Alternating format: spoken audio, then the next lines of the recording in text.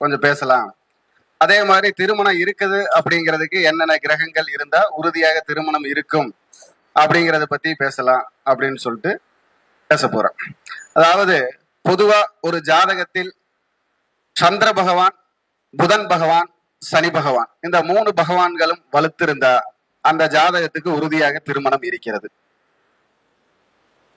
அதுக்கு என்ன காரணம் அப்படின்னு பாத்தீங்கன்னா, சந்திர பகவான் தான் சுகஸ்தானத்தை கொடுக்கக்கூடியவர், புதன் பகவான் தான் அதற்கு உண்டான வழிவகைக்கு வழிவகுத்து கொடுக்கக்கூடியவர், சனி பகவான் தான் கர்மம் ஜீவனம் வாழ்க்கைன்னு சொல்லி அதை சரிவர தீர்மானிக்கக்கூடியவர். அப்போ ஒரு ஜாதகத்துல சந்திர பகவான், புதன் பகவான், சனி பகவான் வலுத்திருந்தா அந்த ஜாதகருக்கு திருமணம் உறுதியாக இருக்கிறது அப்படின்னு சொல்லலாம்.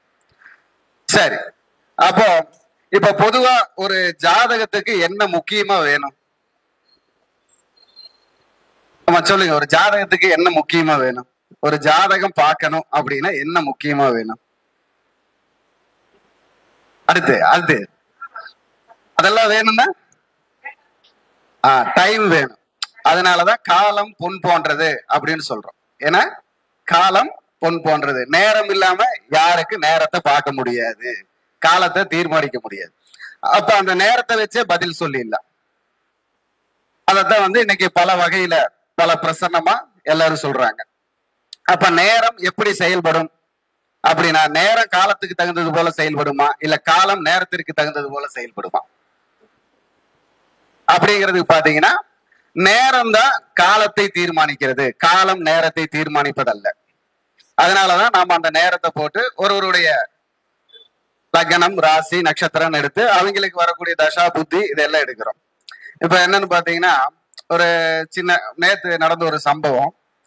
எனது நண்பர் ஒருத்தர் எனக்கு ஒரு ஜாதகம் அனுப்பிச்சுட்டு கேட்டிருந்த. அப்படி அவர் ஒரு ஜோதிடர். அப்ப அந்த ஜாதகரை அதை அனுப்பிச்சதுமே நான் கேட்டேன், அவர் ஃபாரின்ல இருக்காருன்னு கேட்டேன். ஆமாங்க ஐயா, ஃபாரின்ல இருக்காரு அப்படின்னாரு. சரி, அப்ப நான் வேற ஜாதகம் பார்த்துட்டு இருக்கிற ஒரே இதா இருந்தேன். அப்ப அந்த ஜாதகத்தை நான் பார்க்கல, அவர் அனுப்பிச்ச நேரத்தை பார்த்தேன். 1:31 அனுப்பிச்சிருந்தாரு. அப்ப 1:31 என்ன அப்படின்னா, அவருக்கு 1ஆம் பாவகம், 3ஆம் பாவகம், 5ஆம் பாவகம் கெட்டிருக்கு, அதனால கேள்வி கேட்கற கூப்பிடுறாரு அப்படின்னு. 1ஆம் பாவகம், 3ஆம் பாவகம், 5ஆம் பாவகம் கெட்டிருக்கு, அதனால கேள்வி கேட்கறதுக்கு உங்களுக்கு கூப்பிட்டு இருக்கிறாரு, அதை வச்சு பதில் சொல்லிருங்க அப்படின்னு. இல்லைங்க, நான் பதில் சொல்லிட்டேன் அப்படின்னு. ஆனா நான் சொன்னதெல்லாம் தப்பா போச்சுங்க அப்படின்னு. அவருக்கு ஒரு சங்கடமா போச்சு. அப்போ ஒரு ஜாதகம் வரும் பொழுது அந்த நேரம் தீர்மானிக்கிறது, இதுக்கு இப்படி பதில் சொல்லணும். அப்ப லக்னங்கிறது என்ன, நமக்கு ஏதோ ஒரு அங்க ஒரு சங்கடத்தை தீர்மானித்து கொண்டு இருக்கிறது, சொல்லி கொண்டு இருக்கிறதுன்னு அர்த்தம். அதான் 1ஆம் பாவகம். 3ஆம் பாவகம்ங்கிறது என்ன, அந்த 3ங்கிறது நம் முயற்சியை தடை செய்து கொண்டு இருக்கிறது என்று அர்த்தம். அதுக்கு அடுத்தது 1ங்கிறது என்ன, மீண்டும் அந்த லக்னம் அந்த முயற்சியால் அவதிப்படுகிறது என்று அர்த்தம். அப்போ 1:31 இதை 3ஐயும் கூட்டினா 5 ஆச்சா.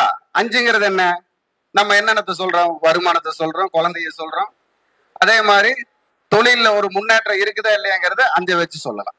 அப்போ இந்த 5ஆம் இடங்கிறது அங்க பாதிச்சிருக்கு. சிலப்பா அவருக்கு குழந்தை இல்லாம இருக்கு, இல்லைன்னா குழந்தை அவ்வளவு ஒரு பிரச்சனையை அனுபவிச்சுட்டு இருப்பார், கடன் வாங்கி அந்த பைனான்ஸ் பிரச்சனையை அங்க அனுபவிச்சுட்டு இருப்பாரு அப்படின்னு சொன்னேன். ஆமாங்க, அவருக்கு குழந்தை இல்லை, அதை கேட்கறதுக்கு தான் என்கிட்ட கூப்பிட்டு இருக்காரு அப்படின்னு.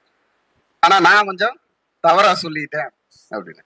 சரி, பரவாயில்ல, மீண்டும் இனிமேல் வர்றப்ப கொஞ்சம் கவனமா இருங்க, ஒன்னும் பிரச்சனை இல்லை, தப்பா சொன்னதான் நம்ம சரியான ஒரு ஆளாக முடியும் இல்லையா? ஏன்னா 1000 பேர்த்துக்கு வைத்தியம் பார்த்தா தான் அரை வைத்தியம் ஆக முடியும்.